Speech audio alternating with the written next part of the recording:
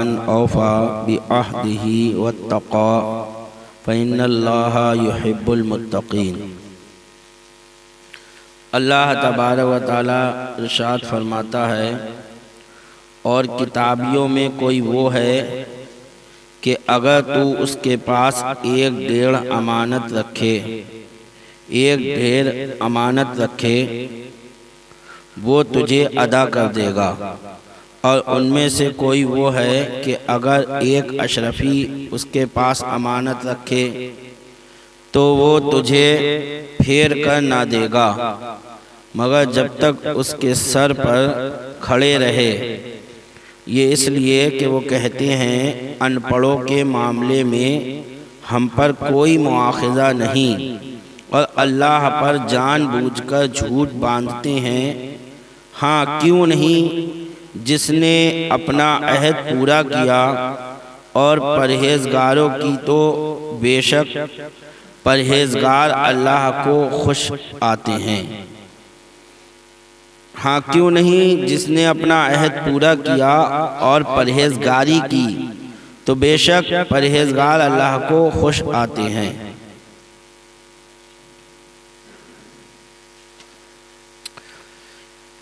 اس کا شان نزول آیت کا یہ ہے کہ ایک قریشی نے عبداللہ ابن سلام کے پاس 1200 اوقیہ یعنی 48,000 دینار امانت رکھے۔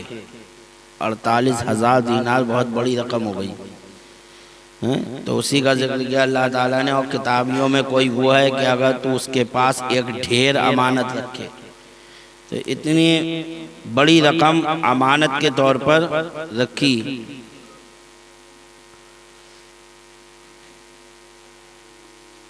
جب اس نے مانگے تب آپ نے بلا حیل و حجت اس کے حوالے کر دیے۔ عبداللہ ابن سلام یہ پہلے یہودی تھے، بعد میں مسلمان ہوئے ہیں نا، تو کتابی تھے، تو اس وقت جب یہ مسلمان نہیں ہوئے تھے اور ان کے پاس امانت رکھے اتنے پیسے، تب بھی انہوں نے وہ اس کے پیسے مانگنے پر فوراً واپس کر دیے۔ دوسرے شخص نے فخاس ابن عازورہ یہودی کے پاس ایک اشرفی امانت رکھی، مگر جب مانگنے گیا تو فخاس انکار کر گیا، تو اس یہودی نے ایک اشرفی دینے سے بھی انکار کر دیا، انکار کر گیا کہ مجھے نہ دی تھی۔ تب یہ آیت کریمہ نازل ہوئی جس میں عبداللہ ابن سلام کی تعریف اور فخاس کی مذمت کی گئی، اور بتایا گیا کہ جو ہے کتابیوں میں جو ہے دونوں طرح کے لوگ ہیں، ایسے بھی ہیں کہ جو امانت دار ہیں، اور ایسے ہی لوگ ہدایت پاتے ہیں، جو پہلے سے ہی ان کے دل صاف ہوتے ہیں تو وہ بھٹکے ہوئے ہیں تو اللہ انہیں ہدایت کی توفیق دے دیتا ہے اور وہ ہدایت پا لیتے ہیں، اور جن کے دل کالے ہیں وہ کلمہ پڑھ کے بھی جو ہے ہدایت سے محروم رہ جاتے ہیں۔ کلمہ پڑھ رہے ہیں لیکن دلوں میں ان کے میل بھرا ہوا ہے تو وہ کلمہ بھی ان کے کام نہیں آ پاتا، وہ ہدایت سے محروم ہو جاتے ہیں، منافق بن بیٹھتے ہیں۔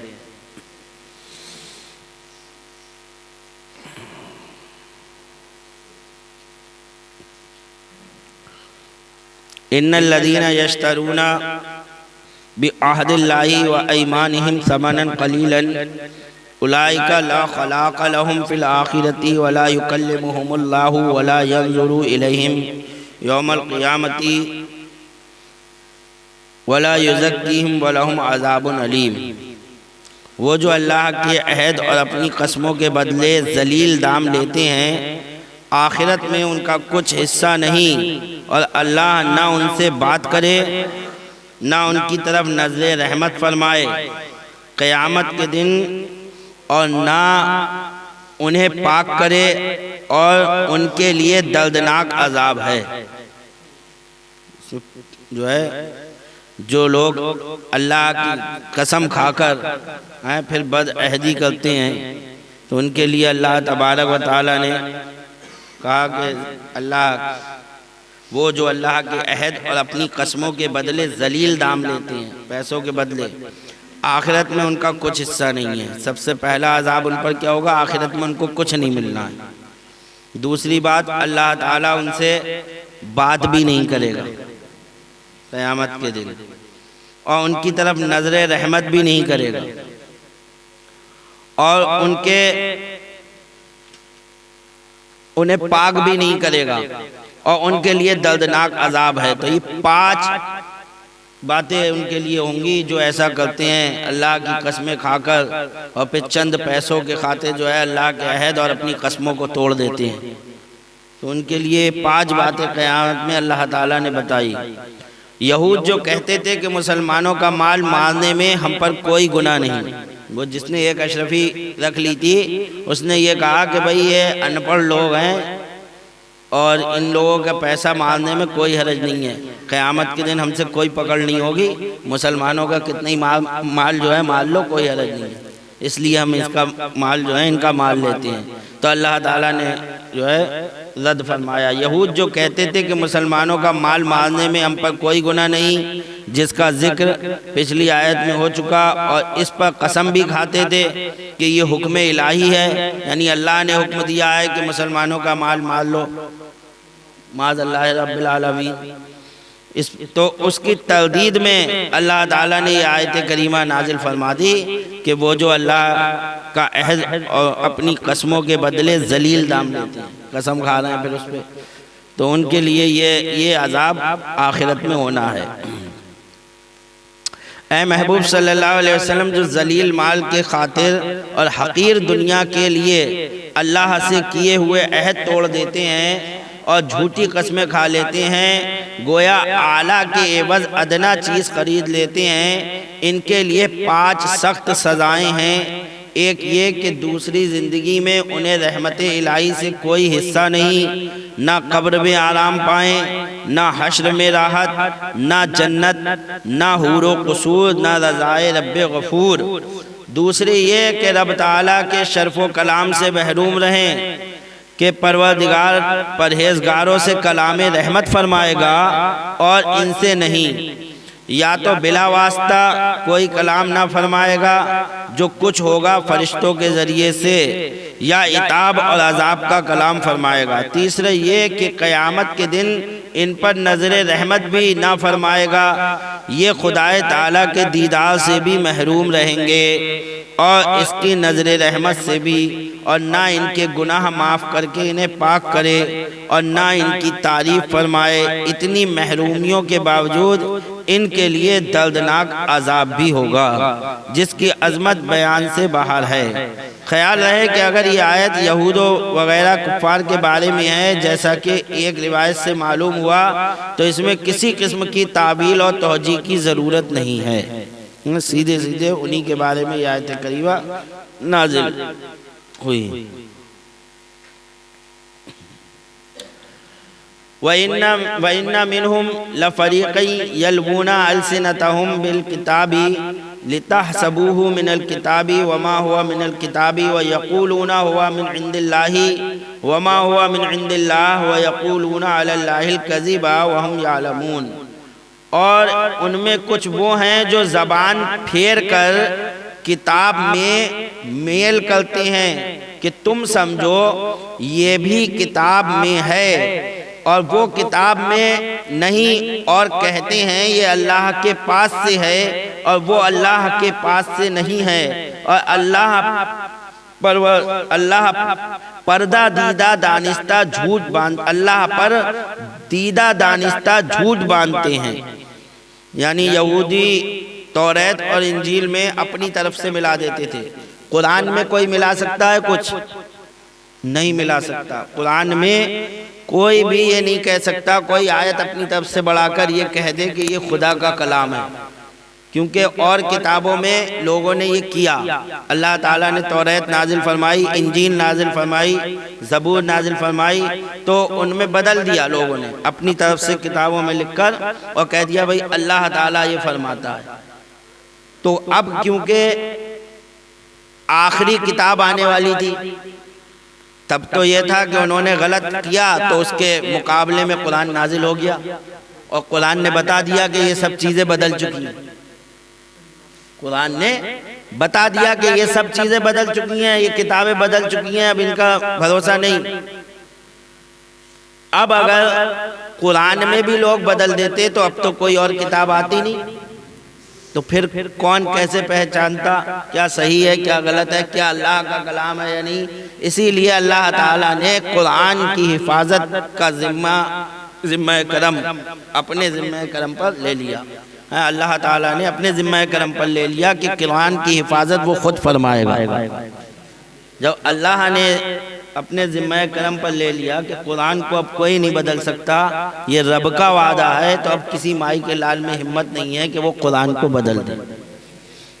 اسی لیے آپ کو توریت کے حافظ نہیں ملیں گے، انجیل کے حافظ نہیں ملیں گے، زبور کے حافظ نہیں ملیں گے، لیکن الحمدللہ قرآن کے حافظ اتنی تعداد میں آپ کو ملیں گے کہ قرآن کو کوئی بدل ہی نہیں سکتا ہے نہیں۔ کوئی کتنا ہی جو ہے اس میں زور لگا کے کرنا چاہے، جانے کتنے حفاظ کھڑے ہو جائیں گے، کہیں گے نہیں یہ آیت قرآن میں نہیں ہے، ہمیں پورا قرآن یاد ہے۔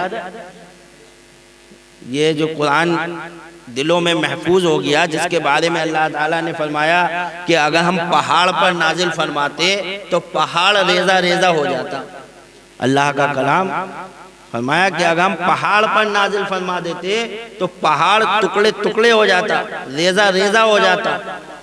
آج مسلمان کے بچے کے سینے میں محفوظ ہے تو یہ اللہ تبارک و تعالیٰ کا کرم ہی تو ہے کہ اس نے مسلمان کے بچوں کے، مسلمانوں کے سینوں کو ایسا بنا دیا کہ پہاڑوں سے زیادہ مضبوط ہو گئے، کہ پہاڑ پہ نازل ہو جاتا تو پہاڑ ریزہ ریزہ ہو جاتا، لیکن مسلمان کا بچہ جو ہے وہ اپنے سینے میں محفوظ کر لیتا ہے پورا پورا۔ تو یہ اللہ کی توفیق ہی ہے، اس کی عطا ہی ہے، ورنہ کسی کی ہمت نہیں تھی کہ پورا قرآن یاد کر لے۔ کوئی پورے قرآن یاد کرنا بہت بڑی بات ہے، وہ بھی ہماری وہ زبان جو ہمیں آتی نہ ہو۔ ایک تو وہ ہے جو زبان ہمیں آتی ہو، اس کا یاد کرنا آسان ہے کہ یہ زبان ہماری ہے، یاد کرتے چلے گئے تو ہم نے دیکھ لیا یہاں یہ ہے۔ اور جو زبان ہمیں آتی نہ ہو، اس کے لفظ با لفظ یاد کرنا، پھر اس میں تلفظ کی بھی بات ہے، یعنی جو حافظ قرآن یاد کرتا ہے وہ سمجھ لو ہجوں کے ساتھ یاد کرتا ہے، اسے یہ بھی بتا دے گا یہاں توئے ہے یا تے ہے۔ حالانکہ آپ جو عام آدمی ہیں وہ دونوں توئے اور تے کو ایک ہی لفظ سے نکالتے ہیں، وہ کہیں گے ان سے کہو انعمتا، تو عین کو بھی نہیں نکالیں گے، وہاں بھی الف نکال دیں گے انعمتا، اور جو ہے اگر توئے کے ساتھ کہو تو سراتل ہے تو اس کو سراتل پڑھ دیں گے، سراتل نہیں پڑھیں گے۔ تو عام طور پہ لیکن حافظ جو ہے وہ یاد کرے گا تو وہ اس انداز سے یاد کرے گا کہ کہاں پر توئے ہے، کہاں پر تے ہے، کہاں پر سین ہے، کہاں پر صاد ہے۔ اس طریقے سے وہ ہجوں کے ساتھ یاد کرے گا، اس میں جو ہے پوری آیت تو بدلنا بہت دور کی بات ہے، ایک حرف بھی نہیں بدل سکتے۔ تم سین کی جگہ صاد لا کر دکھاؤ تب بھی کھڑا ہو جائے گا، کہے گا یہ سراتل نہیں ہے، سین سے مت لکھو، یہ سراتل ہے، صاد سے ہے، تم سین سے کیوں لکھ رہا ہو؟ کوئی ایک حرف بدل کر دکھا دے، ایک حرف نہیں بدل سکتا قرآن کے۔ تو یہ جو ہے اور کتابوں میں بدل دیا۔ آج کل کہہ رہے ہیں 4 انجیلیں زیادہ مشہور ہیں، جیسے قرآن اپنا ایک ہی ہے لیکن ان کے انجیل جو ہے وہ 4 ہیں، انجیلیں 4 ہیں، 4 انجیلیں بہت مشہور ہیں۔ ایک انجیل متی ہے، انجیل متی کے نام سے آپ کو بازار میں ملے گی، آپ مانگیں گے کہیں گے انجیل متی دے دو، جب آپ انجیل مانگنے جاؤ گے تو وہ پوچھیں گے کون سی انجیل چاہیے، تو ایک انجیل متی ہے جو عیسیٰ علیہ السلام کے 8 سال بعد سریانی زبان میں لکھی گئی، یعنی جب عیسیٰ علیہ السلام کو اٹھا لیا گیا اس کے 8 سال بعد سریانی زبان میں لکھی گئی، جسے 12 حواریوں نے لکھا، 12 حواریوں نے مل کر اس کو لکھا۔ انجیل مرقس جو عیسیٰ علیہ السلام کے 12 سال بعد مقام رومیہ میں افرنجی زبان میں لکھی گئی۔ انجیل لوقا جو یونانی زبان میں مقام اسکندریہ میں لکھی گئی۔ انجیل یوحنا جو عیسیٰ علیہ السلام کے پیارے دوست یوحنا نے عیسیٰ علیہ السلام کے 30 سال بعد ملک روم کے شہر افس میں لکھی۔ تو یہ 4 انجیلیں بہت مشہور ہیں جو ان میں پڑھی جاتی ہیں۔ اب اگر ان انجیلوں کا مقابلہ کیا جائے تو ان میں سخت اختلاف ملتا ہے۔ اب اگر یہ خدا ہی کی کتاب ہے تو چاروں کو ایک ہونا چاہیے تھا، نہیں ہونا چاہیے تھا؟ جو ایک میں ہوتا وہ دوسرے میں ہوتا۔ لیکن جب آپ ان چاروں انجیلوں کو اٹھا کر ملاؤ گے تو کسی میں کچھ لکھا ہوا ہے، کسی میں کچھ لکھا ہوا ہے، تو پھر یہ کہاں سے اللہ کا کلام رہ گیا؟ اگر انجیل تھی تو چاروں کو ایک ہونا چاہیے تھا، جو اس انجیل میں ہوتا وہی دوسری انجیل میں ہوتا، لیکن ایسا نہیں ہے۔ آپ قرآن عظیم اٹھا کر دیکھو، جتنے چھپ رہے ہیں جو ایک مصحف میں ملے گا وہی دوسرے مصحف میں بھی وہی ملے گا۔ کیوں؟ کیونکہ قرآن ایک ہی ہے۔ چنانچہ متاع رسول میں ہے کہ عیسیٰ علیہ السلام کے ساتھ 2 چوروں کو بھی سولی دی گئی۔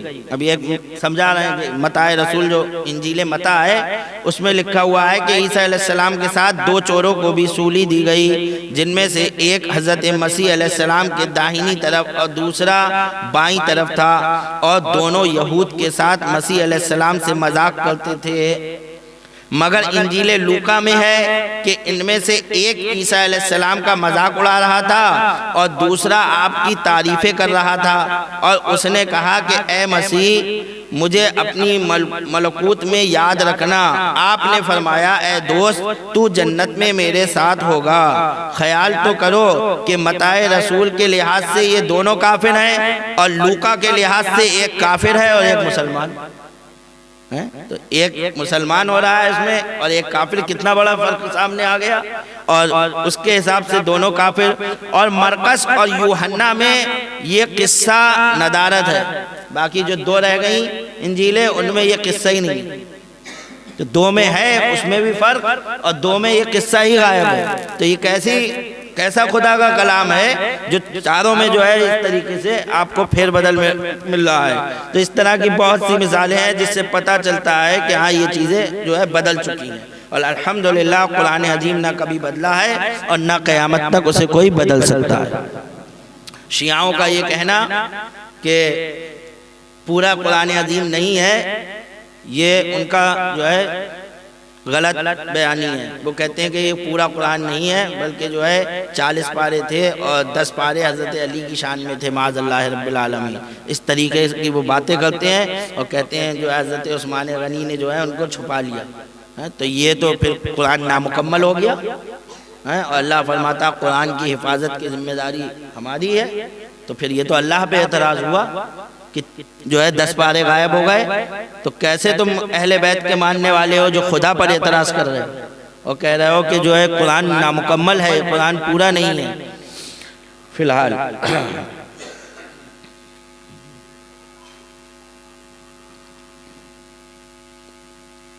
چلیے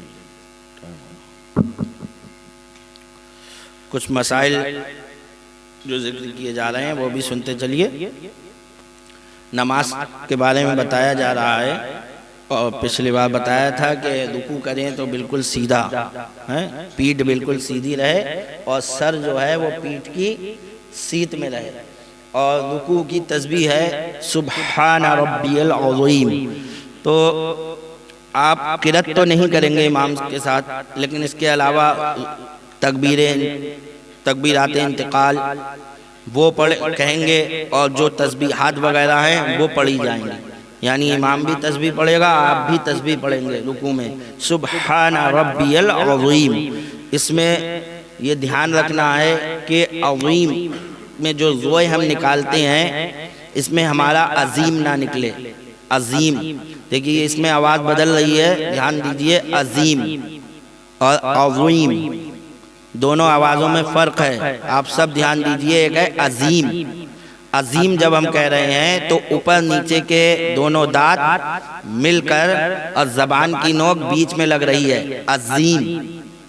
اور جب ہم عظیم کہیں گے تو نیچے کے دانت ہٹے رہیں گے، نیچے اوپر کے دانت ملیں گے نہیں، بلکہ صرف اوپر کے دانتوں سے زبان کی نوک کا کنارہ لگے گا، اس میں دونوں دانت بند ہو کے زبان بیچ میں لگ رہی تھی، دونوں دانتوں اوپر نیچے کے دونوں دانت مل کر زبان کی نوک دونوں پہ لگ رہی تھی، تو زیادہ ہو رہا تھا، زے جسے کہتے ہیں، ہیں رے زے را زا، تو زے تب ادا ہو رہا تھا، اور جب ہم زو ادا کریں گے زوئے کو تو نیچے کے دانتوں سے کوئی مطلب نہیں ہے، زبان کی نوک اوپر کے دانتوں کے کنارے پہ لگے گی اور پیچھے سے تھوڑی سی اٹھے گی، ادھر دانتوں پہ لگے گی، پیچھے سے تھوڑی سی اٹھے گی، یہاں بیچ میں سے تالو کی طرف کو اٹھے گی اور اس کو موٹا کرا جائے گا وا، ٹھیک ہے۔ ایک ہے زا، زا یہ باریک آواز ہے، اور لا،